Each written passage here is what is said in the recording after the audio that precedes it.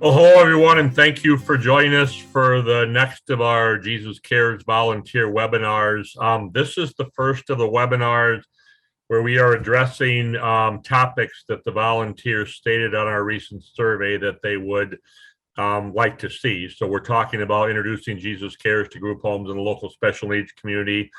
One of the things we're really hoping to do with this evening is to give you some practical tools and some other ways to maybe reach some of the folks you're hoping you can serve that you haven't. So the note there, if you haven't, please mute your microphone until we get to the discussion part.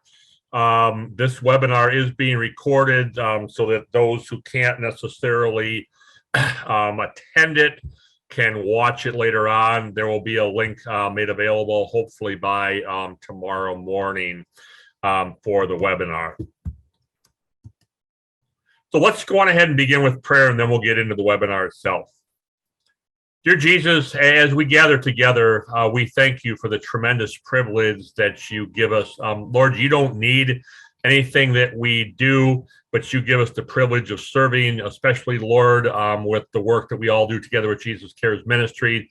You give us the privilege of serving our friends with special needs. As we talk this evening about more ways to be able to reach out and serve more of them, we ask that you would bless our time together, bless the work of those who so diligently devote themselves to this ministry, and according to your will, allow us to touch many more souls with the gospel. We ask this in Jesus' name, amen.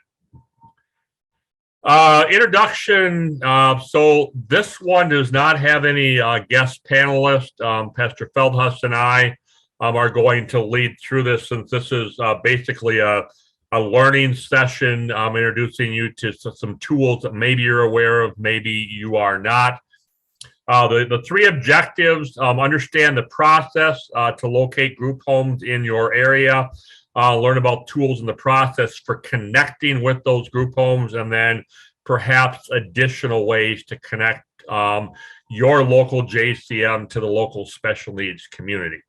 So there you have, we're both on here, and our contact information will be at the end, but Pastor Feldhus and I are delighted to be able to work with you all and to be able to bring this webinar to you this evening.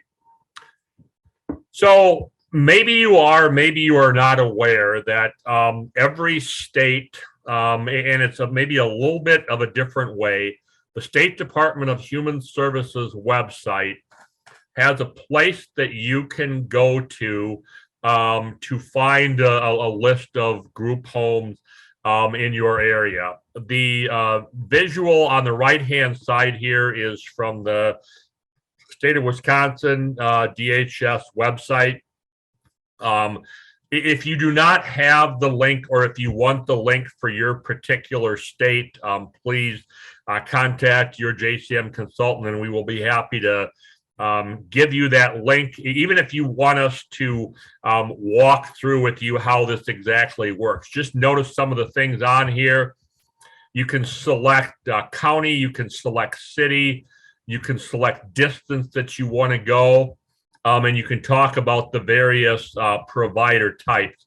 I always tell folks that there's a couple on here that you really want to select. They don't have group home per se, but adult family home is really the place that you would find. That would be the group homes, community-based residential facility. Understand that there may be some of these where there's overlap between the special needs community and perhaps a memory care unit or assisted living facility or something like that. So that's one of the things you want to look at as you get to that listing.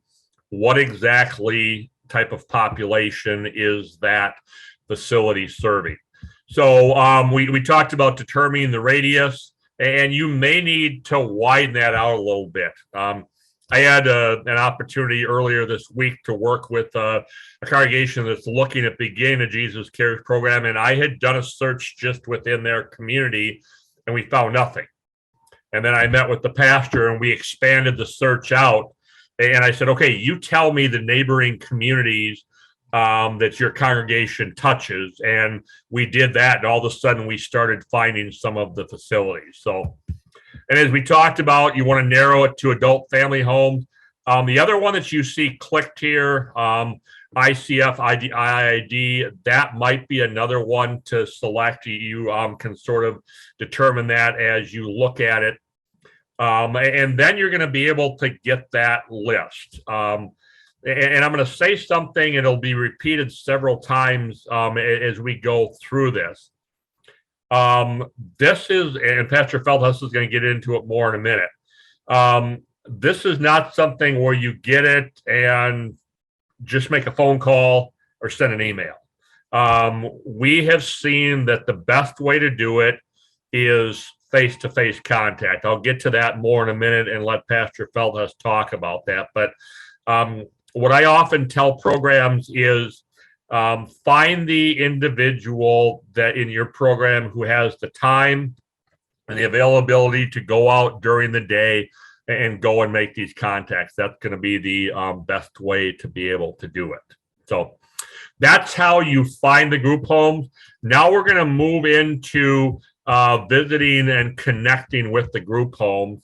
And before I hand it off to Pastor Feldhus, I'm going to share the tool that he is going to talk about here. And I'm going to find it on all my windows here.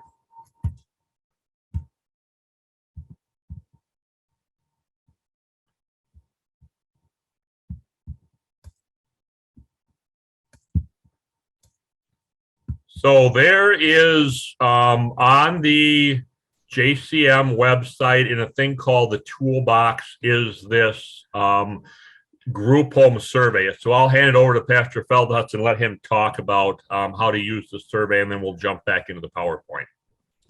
Okay, thank you. So here you have the survey, and this is just a starting point.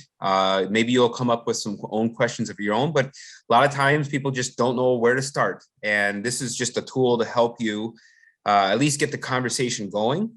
And first of all, you want to know if the facility that you're contacting after you did your search, if they serve people with disabilities. And of course, if they do, you can find out how many. And if they're able to or are interested in maybe attending what you have planned. Maybe you're looking at worship at the cross service, and you can explain to them what it's about and why it's geared towards people with special needs. That way you're just keeping the conversation in front of them. Or if you're looking at the Bible class, you can tell them like time, it's going to be about an hour. We have a lesson, we have visuals, we have snacks, things like that. Just again, give them a good overview of what you're planning. That way they can gauge their residents to see if that's something that would be interested to them, because a lot of times they'll know pretty quickly if it is.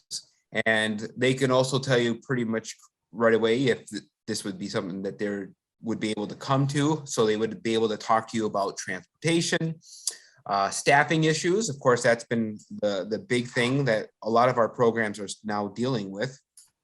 And that's unfortunate side effect of the pandemic.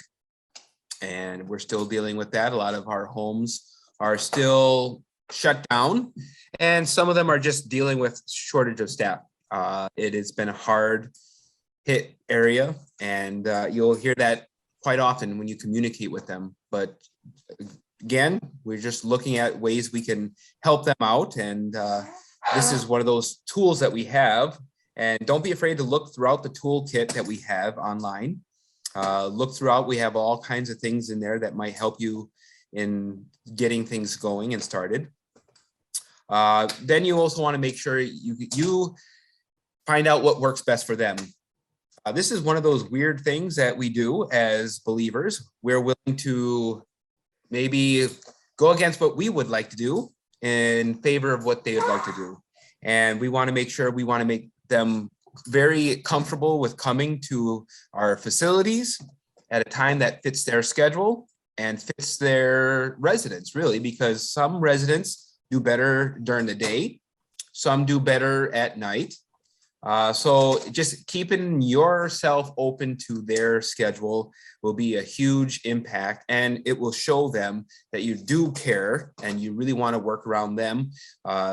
Plus, they also have a lot of other activities going through. They might have Special Olympics, things like that, that they already have plenty of schedule that they don't want to have any conflicts with. So just being open in the conversation when you're communicating with the group homes will show your willingness to work around their schedule, which really shows them that you do care and you really want to help them out and share this good news that we have of Jesus and the sacrifice he made for all of us. That's very inclusive.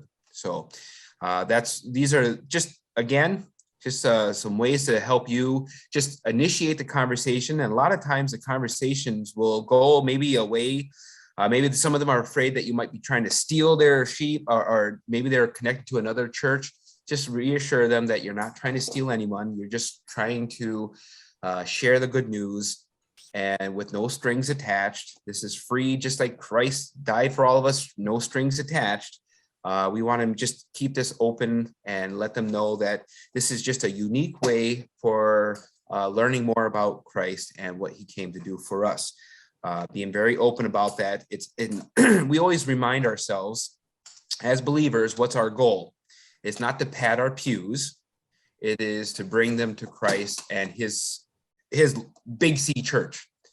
And that's the same thing with Jesus Cares. And we'll talk more about how that will impact what we do and how we view things in just a few minutes. But just keep that in mind. Our goal is to bring them to Christ Holy Christian Church, not St. John's, not Grace, not St. Peter, or whatever congregation you're connected to. If the Lord wills and he brings them to our physical congregation and they become members, great. We'll celebrate that blessing because that does happen. But that's our goal, is always to bring them Christ crucified, bring them to his church, and celebrate the fact that they will be in heaven with us forever.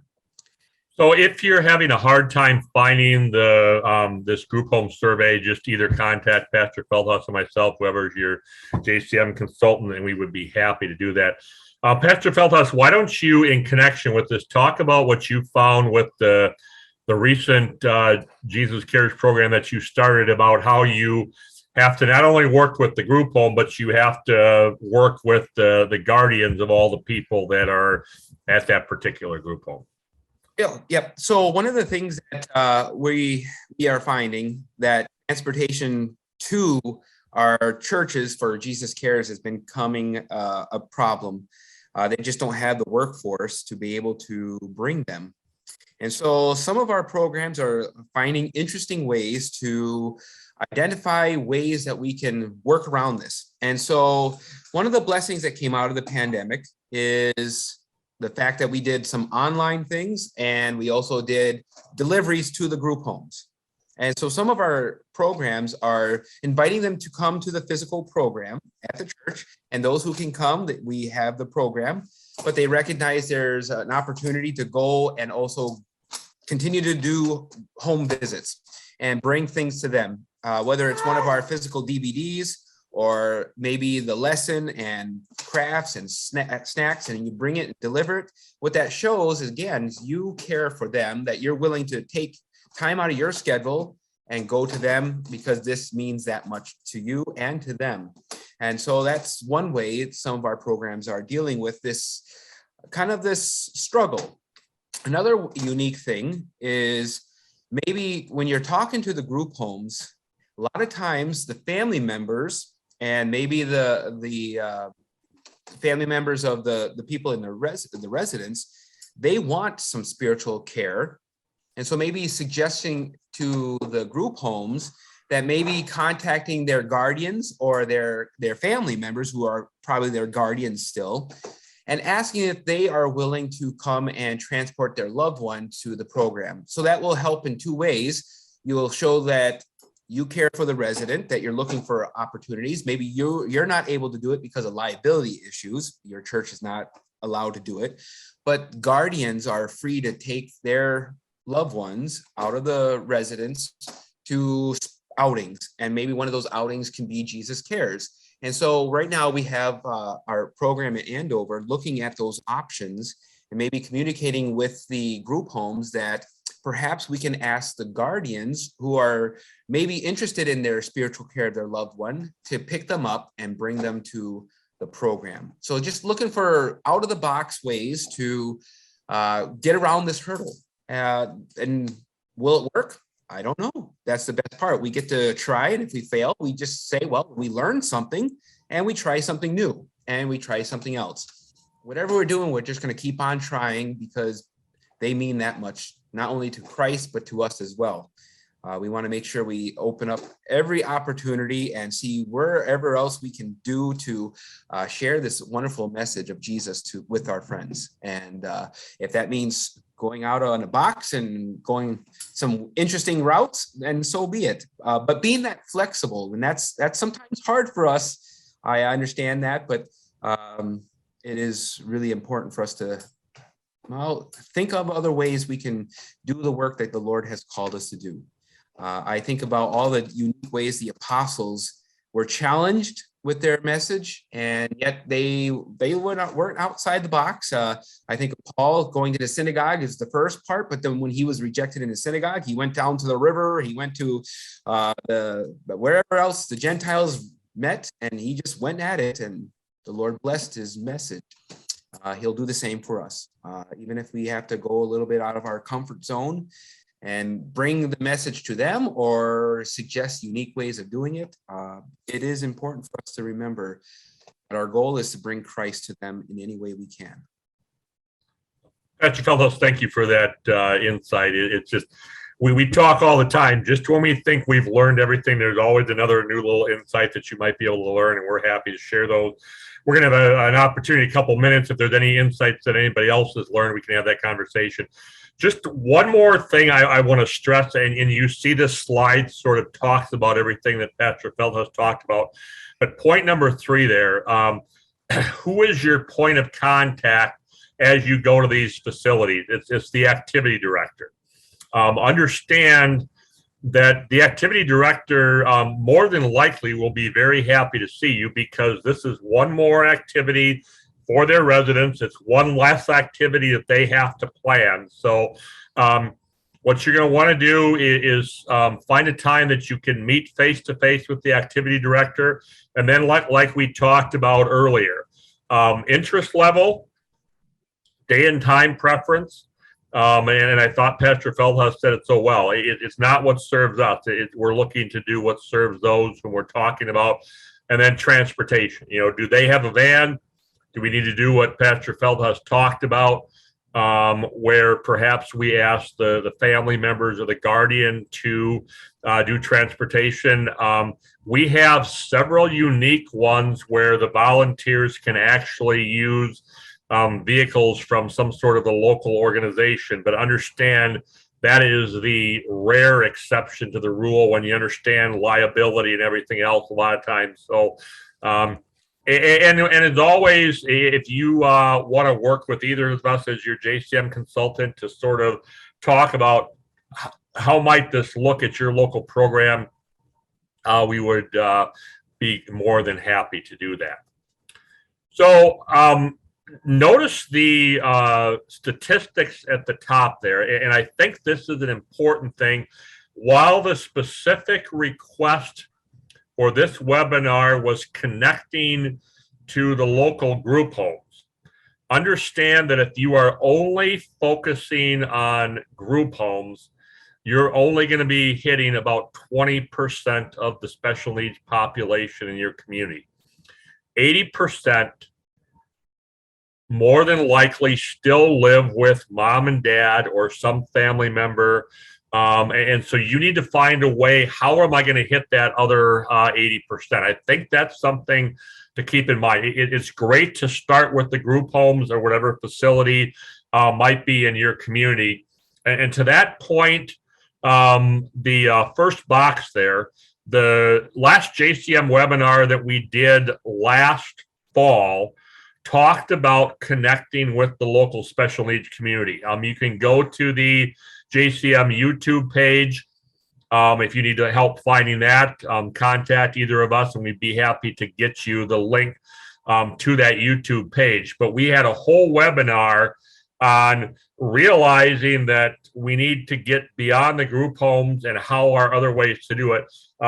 You heard Pastor Feldhus talk about several of them. Special Olympics. And I'm going to just share one thing with that. We are looking to serve these individuals by asking them to come and be a part of whatever we're offering. If there is the opportunity, say, how might we be able to volunteer at some other event that they are a part of? Are there people from our Jesus Cares program, or are there people from our congregation who could be volunteers for the local Special Olympics program or some other event or organization that serves those with special needs in our community? There's the old saying, I'll scratch your back, you scratch mine. That is part of this whole thing. You need to show that we're not just interested in our program. We are interested in serving this population, and perhaps establishing those relationships in some other way would be a way that you can do that and develop more of a relationship. The second box there, engage volunteers in the congregation. So, maybe you have a smaller group of volunteers, but are there other people in the congregation that, maybe their schedule or whatever doesn't allow them to volunteer for your Jesus Cares program, but could they go and volunteer at Special Olympics?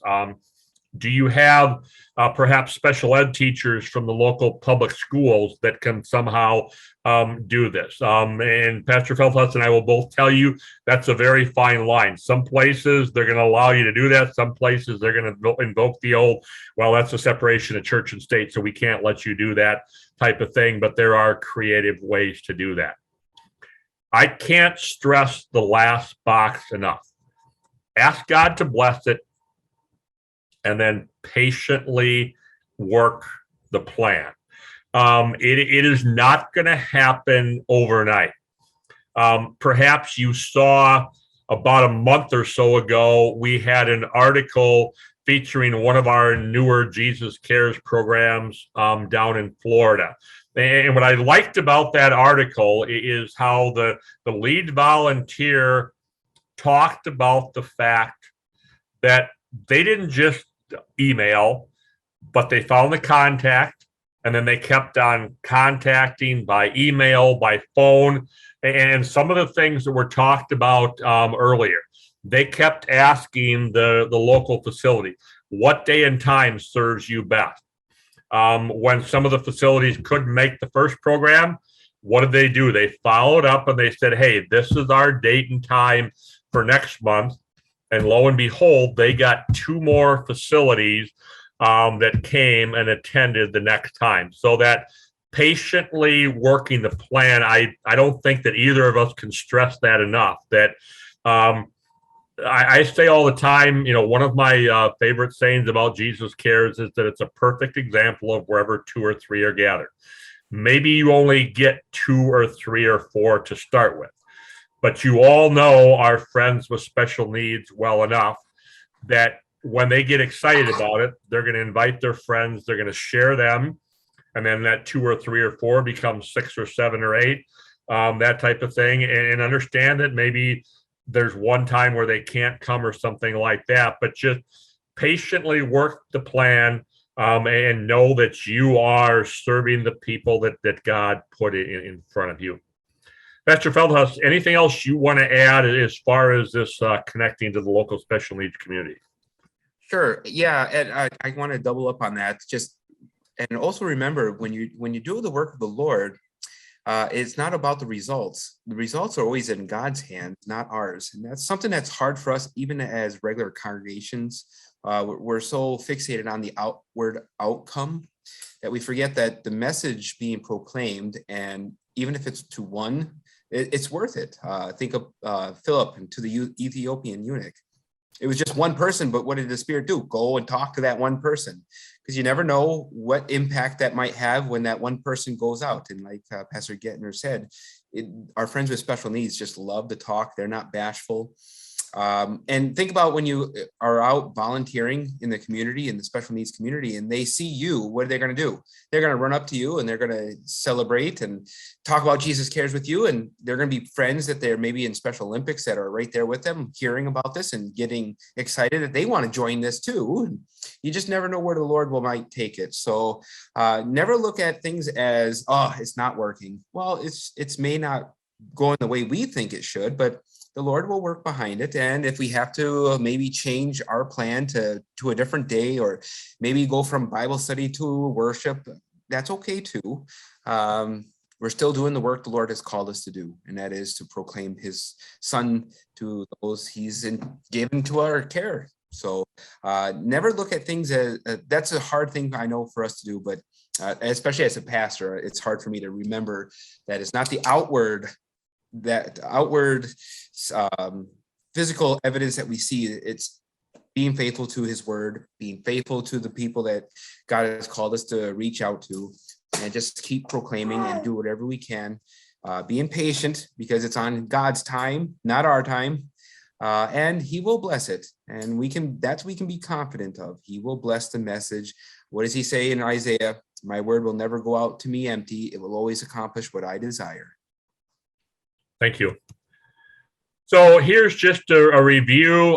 Talk about finding the group homes, personal visits. I cannot stress that enough. And maybe you got to work a little bit to find that volunteer, that person in the congregation to go to make those personal visits. Eyeball to eyeball is always best. Other ways to connect, and a reminder about that previous webinar that gives you a whole bunch of ideas there.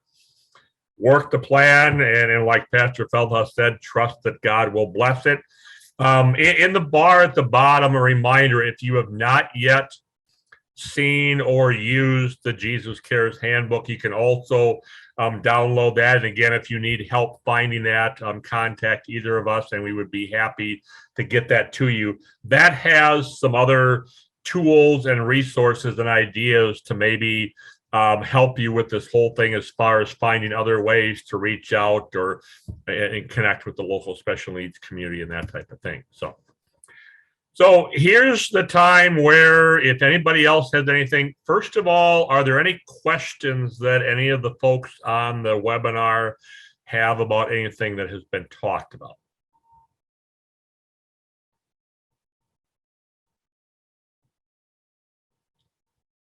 Okay, apparently we covered it sufficiently for now. That doesn't mean if you've got a question somewhere along the way.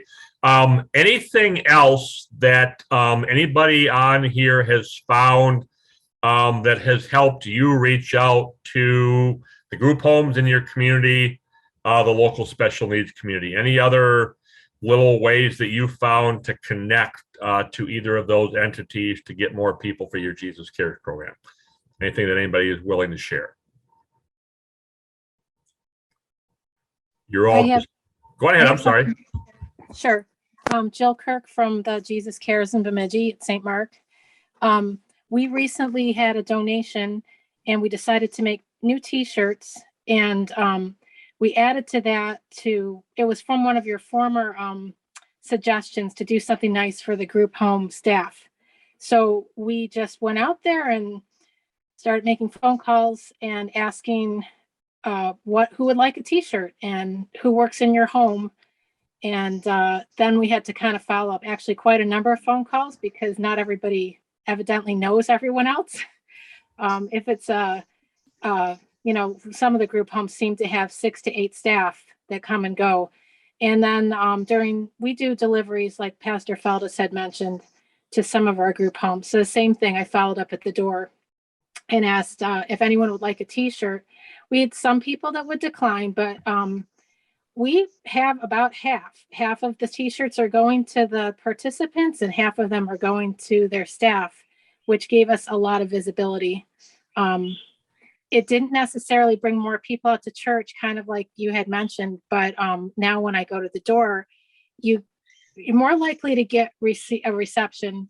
And I'm hoping, I guess we don't know that the materials are being shared that we bring. So that was it's a one-time thing, obviously we can't keep doing that, but the t-shirts just came in and they're sitting in my kitchen, And it's kind of going to be exciting this month to greet all of those staff. So that's our new connection. Jill, thank you very much for sharing. And I think you raise a very important point. We're not only necessarily trying to connect to the residents, those are whom we're looking to serve, but many of you have probably heard this. We also might have the opportunity to serve the staff. And like you said so well, if you show a little bit of appreciation to the staff, everybody likes appreciation, don't they? Yeah. And I think if you show some appreciation, you talked about the t-shirts. I've seen other things where, you perhaps take some chocolates. Who doesn't like chocolate or something like that? And you go and show some appreciation to the staff that way. I think that's just an excellent thing. I know of a couple places where people have actually taken in and given a meal to the staff. You make a nice meal and you take it into the staff, so that they're not having to eat the same old peanut butter and jelly sandwich that they eat every single shift. If you make arrangements and say, can we come on this day? Can we make a meal for your staff? That would be another really great thing. So thanks for sharing, Jill. Sure. Anything else that anybody else has? Little tips or tricks that you have used to connect to either the group homes or the special needs community? Well, one of them, we started from the beginning. This is Dave Oldenburg from Fond du Lac. I started from the beginning and contacted with a care service organization in the town, and they just happen to have transportation. But the only drawback of that is they only take people that belong to the organization. So it's hard to get in other group homes. And the group homes that we did visit a number of years ago, they're a lot of times tied to corporate, and they usually had to get corporate approval before they would do anything. Because we've have some that are corporate, maybe 4 or 5 others per corporation, for company in the city, but it's still hard to connect with the person up on top that'll allow the group homes to do that. So we have some success, but we also have some barriers that we're still trying to break down. Dave, do you want to talk about the unique thing? You and I are both familiar with the situation. We had that they were willing to do transportation, but there was a cost associated with it. You want to talk about how that was addressed now by all the churches in the area? Yeah, the churches in the area, yeah, because it's about $5 cost now for the transport the person back and forth from the group home to the church and back. So all we're doing is we're asking a small buy-in from the resident of $2, and the church, through donations within the church, is covering the other $3 of each person that comes. And we're sending, we rotate our services with another church now in our area, and we each take responsibility for 2 quarters a year, and we reimburse these organization for their transportation back and forth. So it's worked out, and we just like to publicize that in a newsletter or announcement in church every once in a while, just to make people aware what we're doing. And you've had no problem getting funds, have you? No, people are willing to do that. You just got to let them know what they're giving to. And we always invite people just to show up and witness the service, because once you do that, you'll come back. Thanks, Dave. Thanks for sharing that. Anything else that anybody else has had? You see some of these little things like this where you build that connection and they show that you care about their people, and that's going to lead to some other things. So any other thing that anybody else has found with your program that has worked? Well, the other thing too that is sometimes hard is because of the staffing shortages you mentioned. A lot of times the group homes will only go, because there's typically 4 people in a group home. The group home will only go if all 4 go.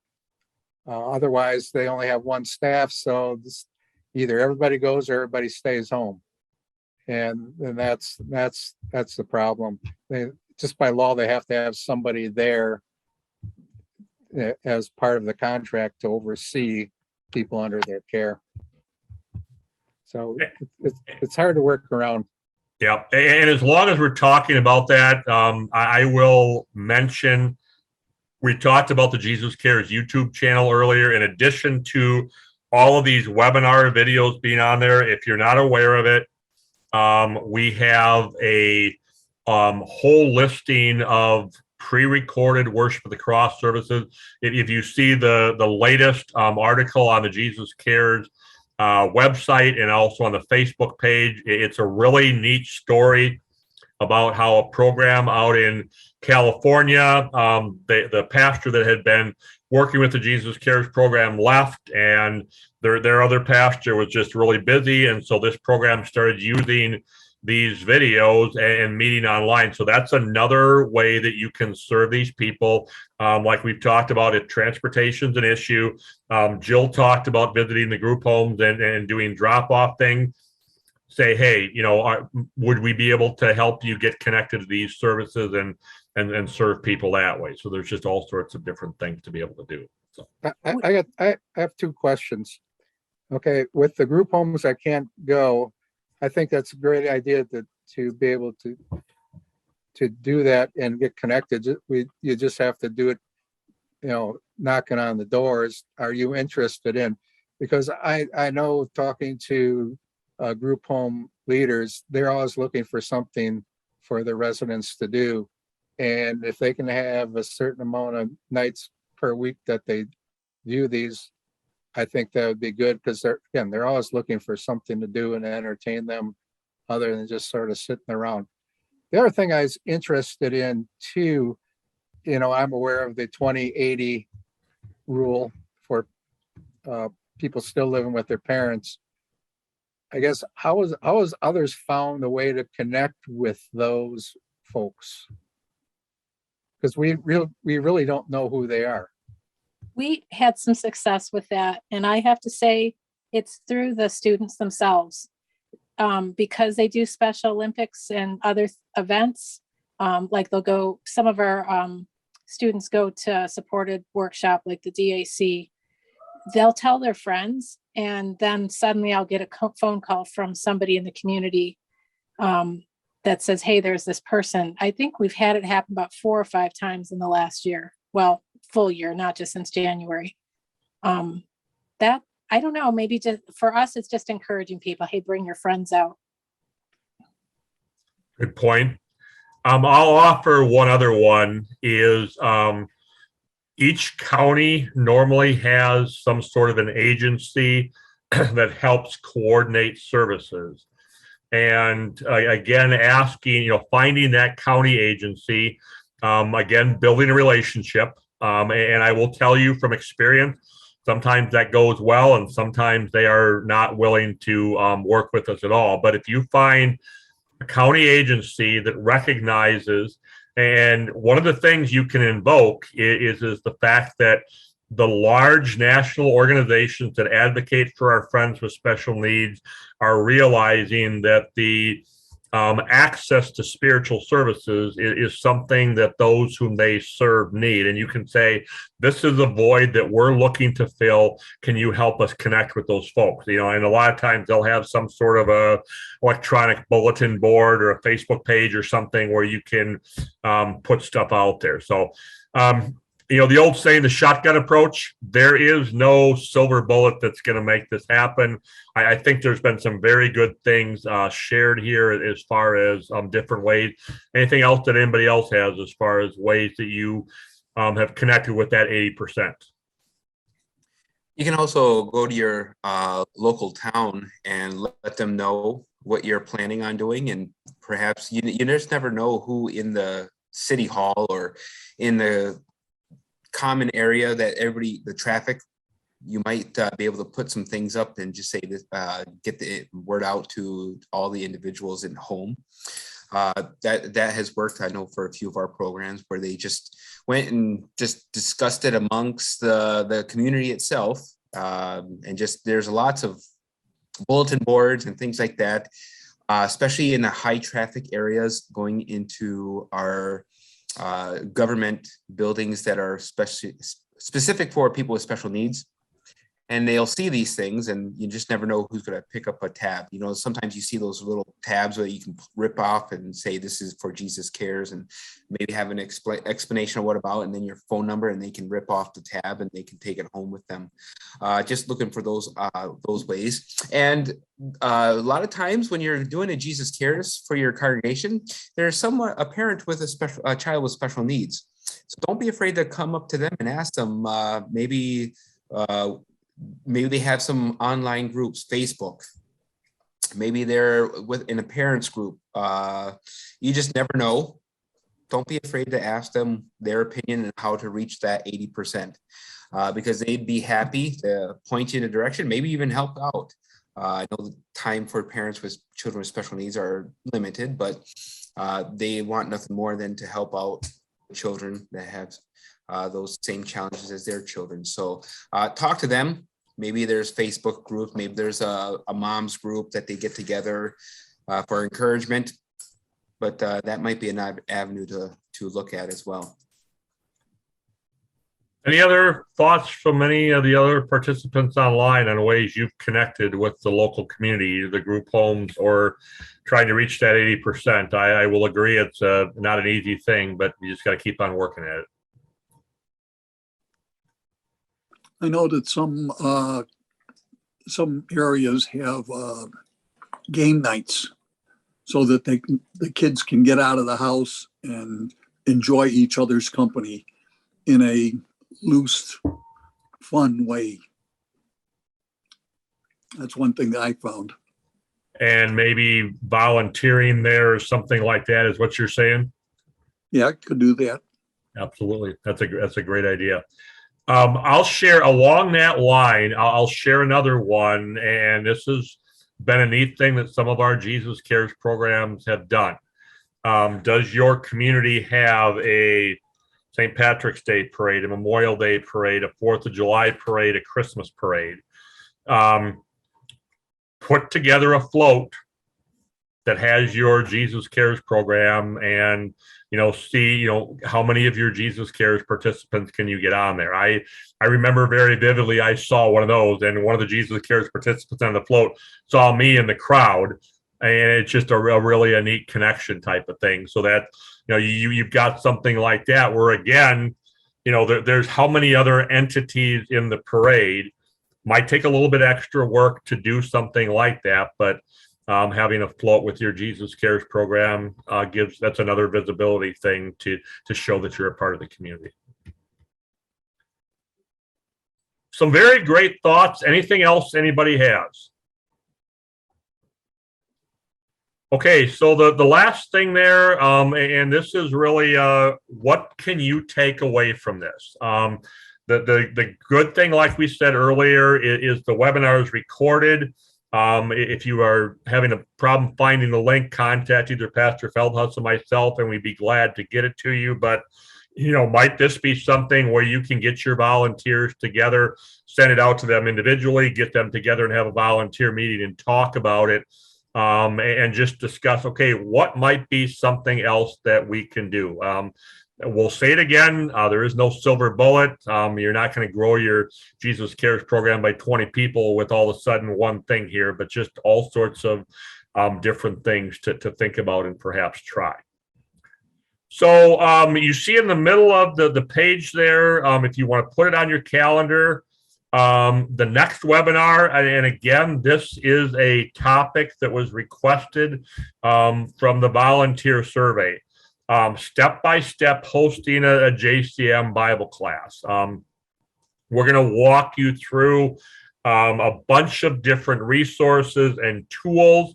Understand that there's no exact way that you have to do a Bible class, but we want to make you aware of all the different tools and resources that are available to do a Jesus Cares Bible class. just so that you know, if you are ever interested, probably one of the greatest joys that both Pastor Feldhus and I have is either coming and leading worship the cross service or teaching a Bible class. You know, if we can help model something for your group, we are more than happy to be able to do that. So thank you again for joining us this evening. We pray that somehow in here there has been something that has been beneficial, something for you to think about. We pray for God's continued blessings, and we'll look forward to helping you down the line. Take care, and thanks for joining us this evening.